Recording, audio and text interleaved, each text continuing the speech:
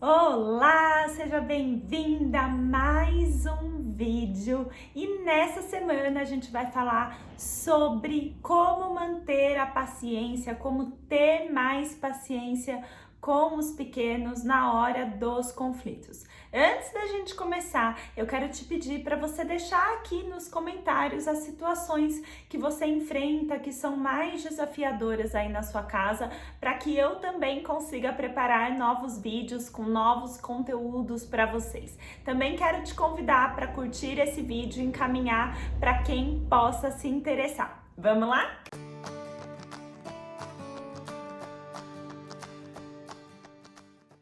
A primeira coisa que a gente precisa desmistificar, né? Esse querer ter mais paciência com os filhos. Porque quando a gente fala isso, a gente espera que a gente não sinta raiva na hora do conflito. Eu espero estar calma na hora de um conflito. E a gente precisa entender que o sentir raiva, o se frustrar, ele é natural, né? Não tem como, diante de um conflito com o meu filho, diante de um pedido, eu não me sentir frustrada e irritada quando ele se recusa, por exemplo, a fazer o que eu estou pedindo.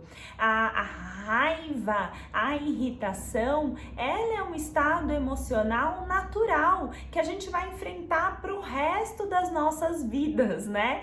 A calma, ela é um outro estado emocional. E na hora do conflito, querer sair da raiva para ir para calma é utópico demais. Então, o grande segredo não está em querer ser calma, em querer ser mais paciente com as crianças, mas em treinar a sua assertividade, em treinar a sua capacidade de, mesmo com raiva, ter um comportamento coerente com o que você acredita e com o que você deseja, com o que você deseja construir a longo prazo com o seu filho. Se regular emocionalmente é justamente isso, é mesmo na raiva escolher o comportamento que vai me trazer mais benefícios a longo prazo. É eu ter uma certa gestão das minhas emoções. É eu não querer controlar as minhas emoções, porque eu entendo que sentir raiva é natural, que me torna humana, então eu sinto a raiva, mas mesmo durante a raiva eu treino a minha capacidade de racionalizar, de ser assertiva e de não agir em nome dessa emoção. E como que a gente faz isso, né? O primeiro passo é decidir, é isso mesmo. Não bater nos filhos, não gritar com os filhos, não colocar os filhos de castigo, não ameaçar e por aí vai. Mais do que uma habilidade de regulação emocional, é uma decisão pautada em princípios e valores. É você olhar para dentro e ter a clareza do porquê, do para que você não quer mais fazer isso, né? E se você tiver com dificuldades de ter clareza do seu para que, eu te convido a assistir a série aqui no meu canal do YouTube, As Ciladas da Educação Tradicional, que eu te explico para que não usar essas ferramentas. Então, traga para sua consciência esses paraquês e decida, a partir de hoje eu não farei mais isso, porque isso vai contra os meus princípios, os meus valores e a relação que eu quero construir com meu filho. Depois que você decidiu, você vai ligar o radarzinho, você vai ligar a autoobservação. Se auto-observar é mudar o holofote, porque normalmente na hora da raiva, na hora do conflito, a gente vira o holofote da nossa observação para o outro. Eu fico com os meus pensamentos o tempo tempo todo direcionados para o outro. Quem que ele pensa que ele é? Não acredito que ele fez isso comigo. Olha o que ele tá fazendo. Olha que absurdo. Nananana. Então eu fico olhando o outro, o que o outro fez. A autoobservação é eu mudar esse radar, é eu virar ele para mim, eu me perceber. Então, o que tá acontecendo aqui dentro? O que eu tô sentindo? O que eu tava fazendo que disparou esse sentimento todo? O que eu tava pensando que disparou esse sentimento todo? Quais eram as minhas expectativas? Como que tava o ambiente quando eu fiquei com raiva desse jeito? Então, é eu parar de justificar a minha raiva no comportamento do outro. Eu tô com raiva porque ele gritou comigo. E eu começar a observar o que o grito dispara em mim para eu ficar com raiva. Então é eu mudar o radar, é aqui dentro. O que acontece aqui dentro quando o meu filho grita? Além da raiva, o que eu sinto, o que eu penso, o que eu esperava, o que isso dispara aqui? Então eu vou ligar o radar da autoobservação para eu começar a identificar quais são os meus gatilhos da raiva, o que me tira do meu centro. A terceira etapa, o terceiro passo, é prevenir. Porque quando eu começo a me auto-observar, eu começo a perceber que algumas coisas que me tiram do meu centro, elas não têm relação com aquela situação em si. Elas têm relação com algo que já estava acontecendo antes. Então, por exemplo, aqui em casa, uma das coisas que me tira do meu centro é quando eu estou com muitas coisas na minha cabeça, eu estou sobrecarregada, sabe quando você acorda meio de sopetão,